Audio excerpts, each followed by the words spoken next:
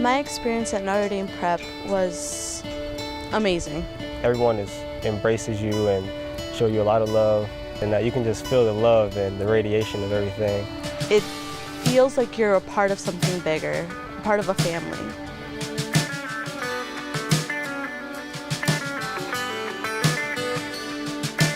I started building bridges because actually back in college, of all places, in my fraternity, there was a ritual that I can't disclose to anybody, of course, but there was a ritual in this poem that was read as part of the initiation ritual, and it was about this old man going through the woods, and he came to a stream, and the stream was low, and he crossed the stream, and when he got to the other side, he started to build a bridge.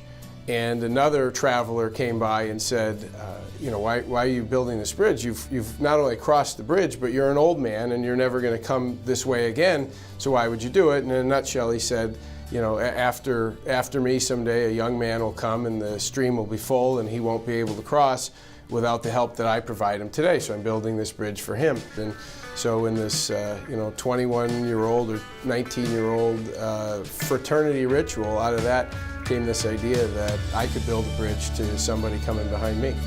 I can just think of my freshman year, and when the money side of it, I tried to hit the books as hard as I can because I knew other things are still hanging in the balance, so I tried to take control of what I could.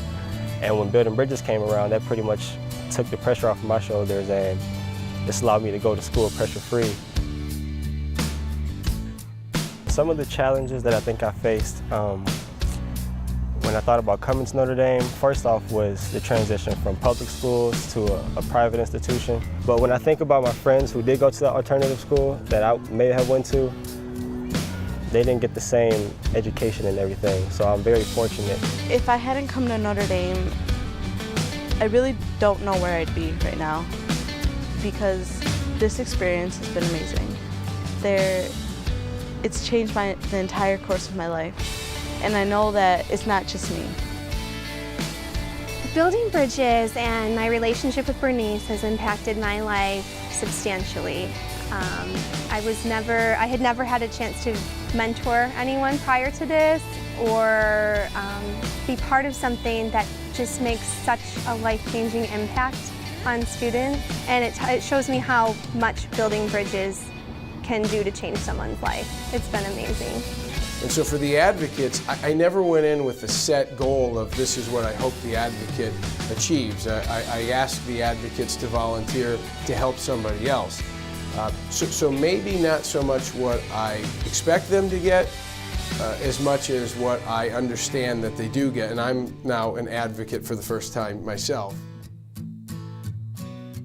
Next year, I plan on going to either U of M or Oakland University. Hopefully in a couple of years, I'll finish college, go to pre-med, and I'll go on to medical school and become a doctor.